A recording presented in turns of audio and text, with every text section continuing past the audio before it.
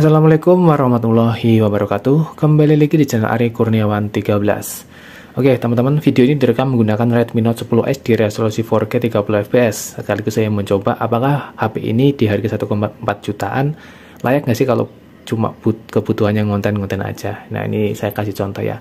Tapi di video pembahasan kali ini saya mau cek atau rekap beberapa hal yang saya rasakan di update terbaru ya, Android 15 di patch bulan Maret di Google Pixel 6a. Nah, jadi nanti kalau misalnya teman-teman pakai yang mungkin Pixel 6, Pixel 7 bisa saja berbeda ya. Tapi ini seenggaknya di Pixel 6a yang saya rasakan beberapa hari belakangan.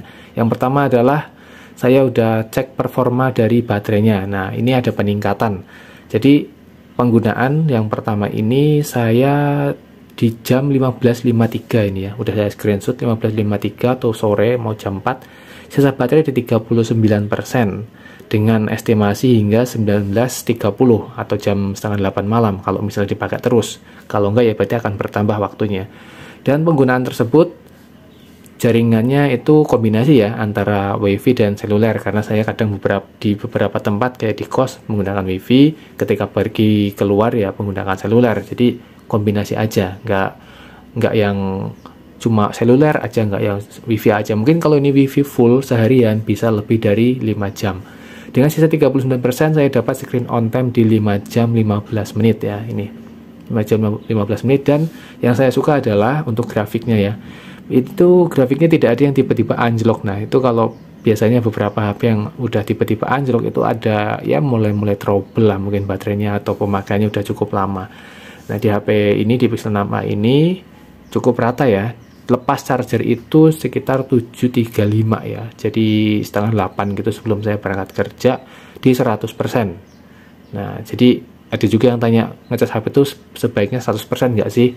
Ya kalau HP-nya masih baru ya dicas 100% juga nggak apa-apa menurut saya ya, karena kalau nggak nanti kita dikit-dikit harus ngecas, harus ini, harus itu ya nanti malah repot sendiri. Kecuali kalau memang HP-nya udah dipakai 2 tahun, 3 tahun, kan pasti udah kesehatannya udah nggak sebagus awal-awal. Nah itu ngecasnya ya secukupnya aja. Oke, yang pertama di baterai ya. Saya punya kesan positif di baterainya di patch Maret ya. Kita cek dulu apakah ini beneran patch Maret atau bukan. Nanti dikiranya saya nggak beneran ya.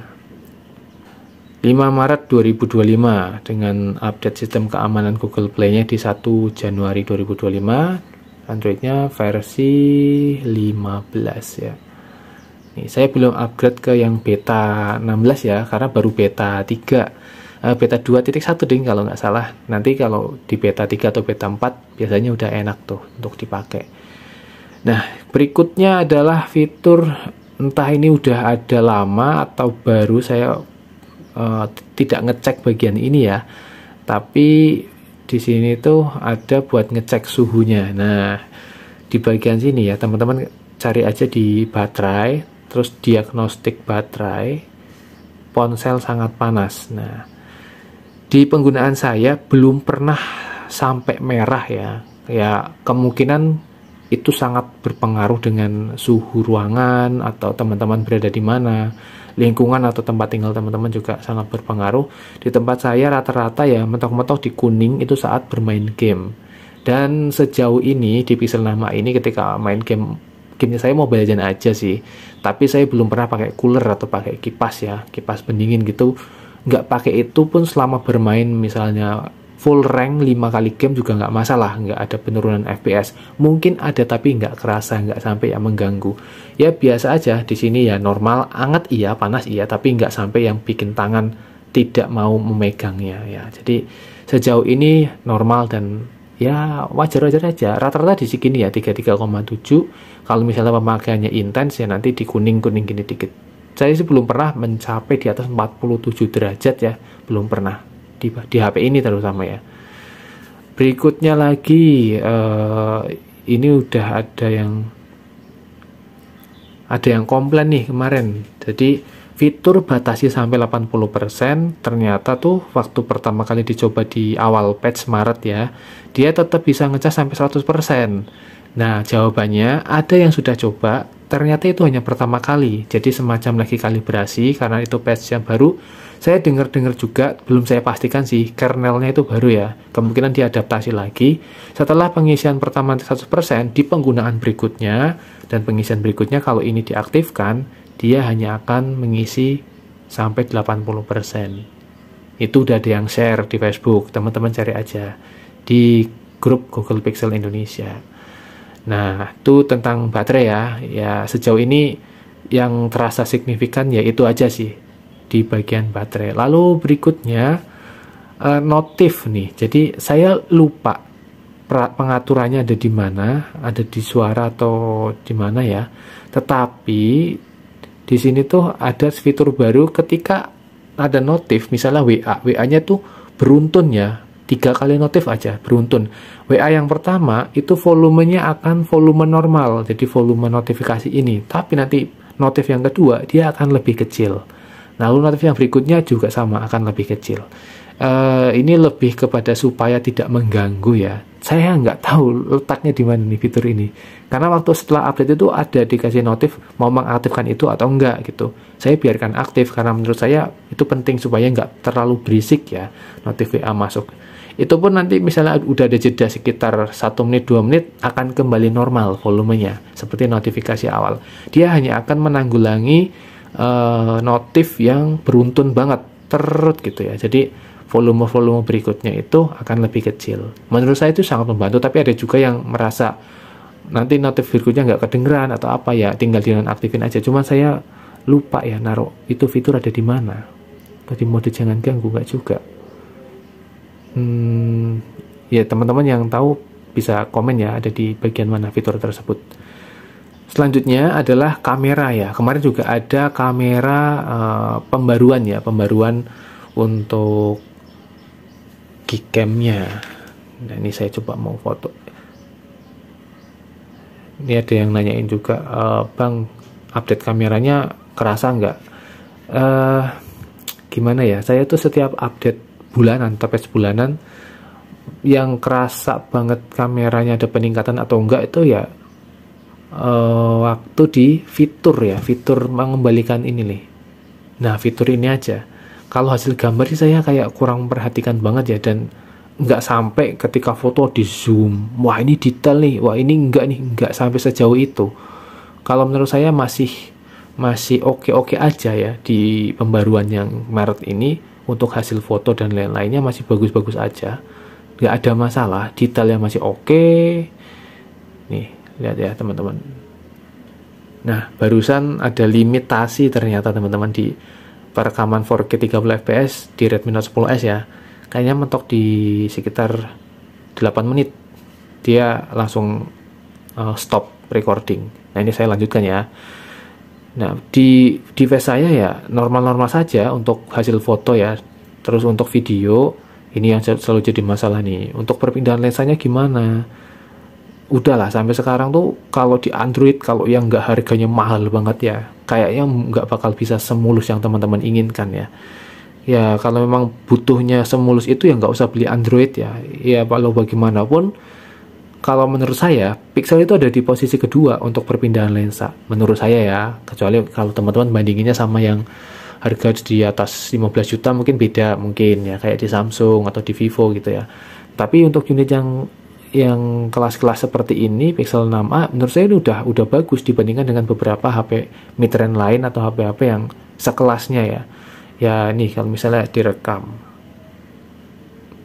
Nah ini sih mulus-mulus aja menurut saya ya, nggak terlalu kerasa jeglek-jeglek ya. Tapi kalau memang dibandingin dengan iPhone udah beda, kelasnya udah beda, nggak akan sesemut itu. Nah, coba kita lihat hasilnya bagaimana. Ya oke, tapi tetap ada kerasa geser gitu ya, kerasa geser. Ya wajar sih karena lensanya memang seperti ini ya, jejer gini, dan dia mungkin buat perpindahan animasinya tidak bisa dilakukan seoptimal di iPhone ya, di iOS.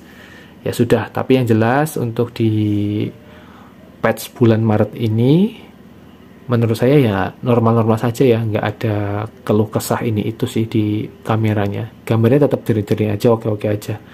Stabilisasi juga ya wajar lah, kadang saya aktifin kadang enggak. Kalau sebenarnya stabilisasi ini nggak selalu harus diaktifin ya. Jadi ada momen-momen tertentu kalau kita butuh viewfinder yang lebih luas tapi pakai lensa utama.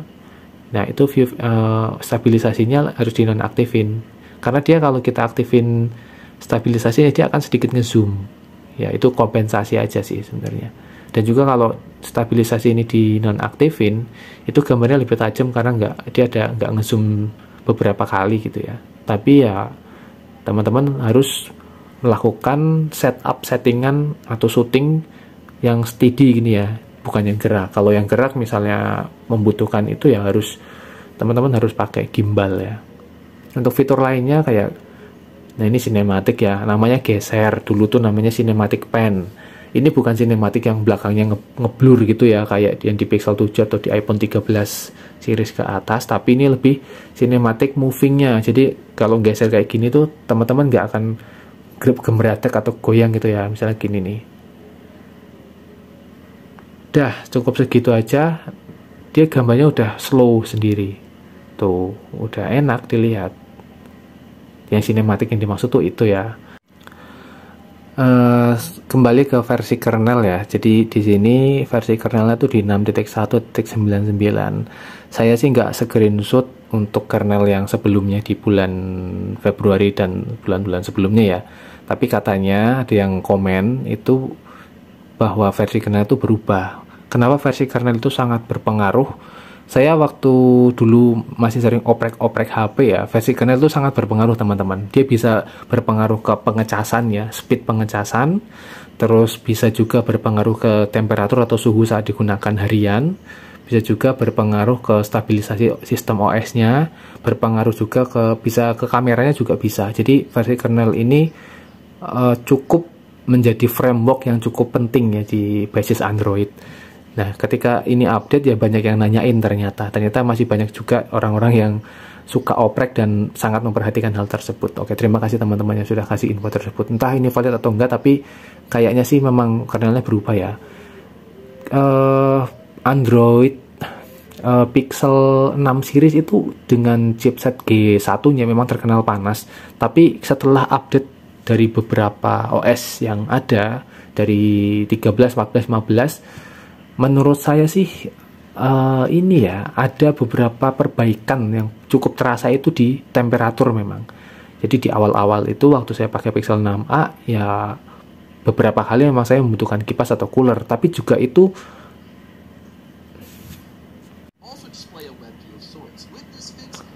Oke, teman-teman, kalau misalnya teman-teman pengen cepet dapat update tentang apa aja yang terbaru, teman-teman bisa cek di channel ini ya, 9to5 Google.